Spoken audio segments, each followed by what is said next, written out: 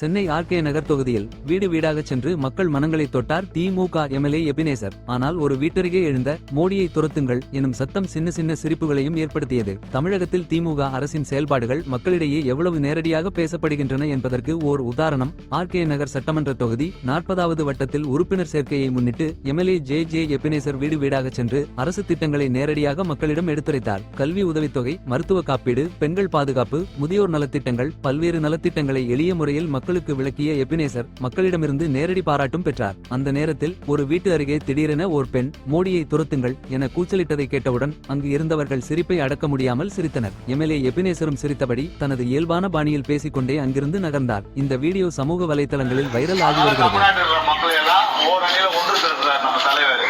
எல்லாம் வந்து மோடியோட அந்த செயல்களுக்கு நம்ம எதிராக இருக்கிற காட்டுறதுக்காக இது மட்டும் இல்ல, நிறைய ஒரே நாடுன்றாரு, ஒரே மொழின்றாரு, தேர்தல் ஒரே ஒரு தேர்தல் என்றாரு. ஆமா, எல்லா தேர்தலும் ஒரே நாட்டில் இந்தியா முழுசும் ஒரே தேர்தல் இருக்குன்றாரு, ஒரே ஒரு மதம் தான் இருக்கணுன்றாரு. இதெல்லாம் நம்ம ஏற்றுக்க முடியுமா? நம்ம எல்லாம் அதுக்குதான் நம்ம எல்லாம்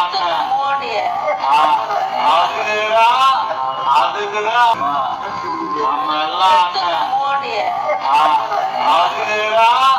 அதுக்குதான் வந்து தலைவர் என்ன பண்றாரு, ஓரணியில வந்து நம்ம மக்களை ஒன்றிணைக்கிற அந்த நிகழ்ச்சி தான் ஓரணியில வந்துருக்கோம். இப்ப 1000 ரூபாய் காசு வந்தவன் நமக்கு அது தொடர்ந்து வரணும்னா நம்ம ஐயா தளபதி ஐயா வரணும். மக்கள் இப்படியா போறாங்க.